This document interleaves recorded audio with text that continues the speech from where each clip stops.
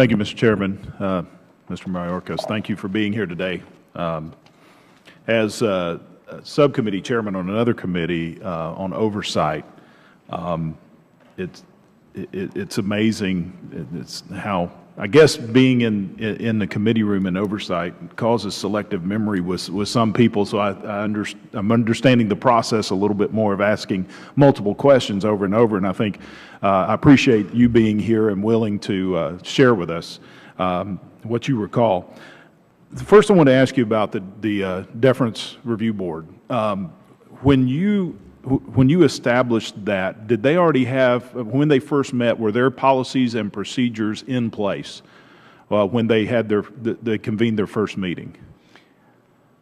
Congressman, the board was first considered and formulated in concept about 2 years earlier in 2011. It was discussed when first published as a proposal and evolved since then, and the board convened in the LA Films case, and I am not aware of what procedures it did or did not have in place at that time. Well, according to the IG's report, it indicates that they had no policies and procedures in place when they first convened. Now, how many times did the DRB convene?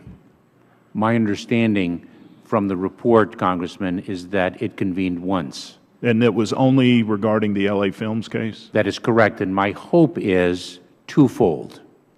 One, that with the issuance of a governing EB-5 policy memorandum approximately 2 months after the board convened that gave better guidance to our adjudicators, we were no longer making decisions that we deemed to be incorrect and had to reverse at the great expense and consternation of stakeholders as well as members of Congress, and that we were adhering to our deference policy with greater orthodoxy than had previously been the case, because the concern was that we were failing to honor our own substantive EB-5 policies. So the DRB was formulated as an appeals board for someone who was denied. It was used once, and then it was disbanded because now you had a policy and a way that an appeal could be done. Is that correct? Congressman, I would say that the decision board was contemplated as an issue resolution board when an EB-5 case reached a certain point. So once the DRB was disbanded, what was the process when someone was denied their application? What was the appeal process then? I don't know that the DRB, by its acronym, was ever disbanded or just not utilized. But if an issue was not resolved yet, the USCIS adjudicators could, for example, pose inquiries to the party in interest. They could request evidence, and there could be a line of communication of written questions and written responses, usually fact-based, trying to obtain evidence that addressed one of the elements of the particular visa category at issue. And the decision board was contemplated in 2011 to bring greater efficiency to that process so that the party in interest could convene with the appropriate USCIS representatives to seek to resolve the legal or policy or factual issues that had not yet been resolved. So based on what you're telling me in the OIG report, the DRB met one time, they heard an appeal, and they overturned it. It was disbanded. How many denials since then have been appealed and then approved? How many denials of EB-5 cases? Or EB-5 cases, because my concern with this program is that, and it looks like staff has done a pretty good job with this, but my concern is this is an avenue that could be abused for someone who has money to buy citizenship in the United States. Congressman, if I can, Two things. One, the program contemplates not only the investment of capital, but importantly, the investment of capital that leads to the creation of a certain number of jobs for U.S. workers, number one. Number two, and what I think you might be hinting at, which is a subject that Mr. Chairman referenced, is a concern of an avenue for people to come into the United States and the importance of ensuring that our national security interests are well protected in this program. And I actually made significant reforms in our administration of the EB-5 program to bring that national security vetting rigor to the program. I brought in our Fraud Detection and National Security Directorate to get involved in and engaged with the EB-5 cases. I should say also, if I may, Congressman, that it was I who created the Fraud Detection and National Security Directorate to bring greater fraud detection and national security rigor to all of our adjudications across the agency.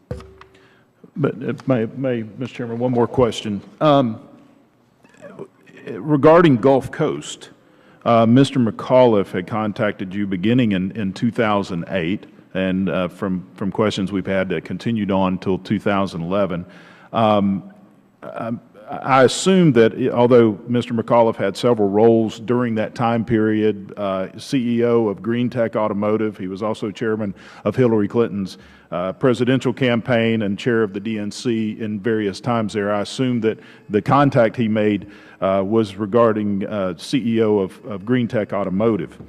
Now, during that time period, when we read the IGESA report, Gulf Coast was denied, I guess, the investment for Green Tech for three different reasons. All of them, when you read those reasons, was to prevent against someone just being able to buy citizenship into the United States. One was investment funds would not be at risk. The investor did not have a managerial role in the regional center, and the proposal did not encompass a single contiguous region. But with several emails and phone calls with Mr. McAuliffe, it seems that you decided then to engage, and according to the IG's report, said you were willing to rewrite the decision. If I may, Congressman, first, just a point of clarification. The time frame was not 2008 to 2011. I became the director of the agency in August of 2009. I think it was well subsequent to that. These very legal issues that were involved in the Green Tech case, our own agency certified for internal administrative appellate review because of their complexity. And my involvement was to ensure that we were resolving those issues in adherence to the laws that Congress passed and the regulations that we as an agency promulgated in the service of those laws. But isn't that what the DRB would have done had it stayed in place to avoid your direct involvement?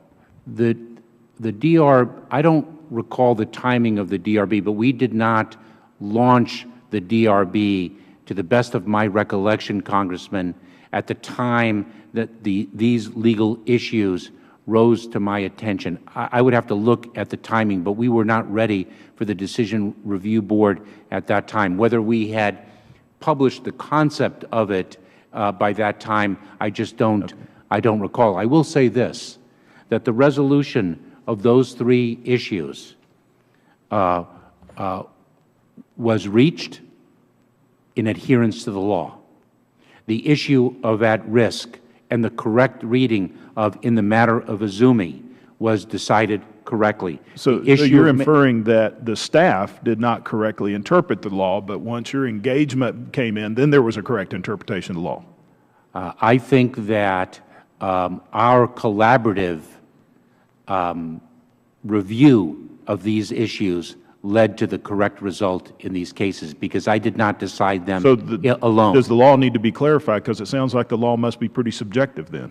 I think that at that time, the agency, and as I referenced in my opening statement, the agency did not have adequate guidance to its adjudicators and we fixed that. 2 months after the Deference Review Board met, approximately 2 months after, we promulgated for the first time a comprehensive policy memorandum that better guided adjudicators in the administration of this program. Thank you, sir.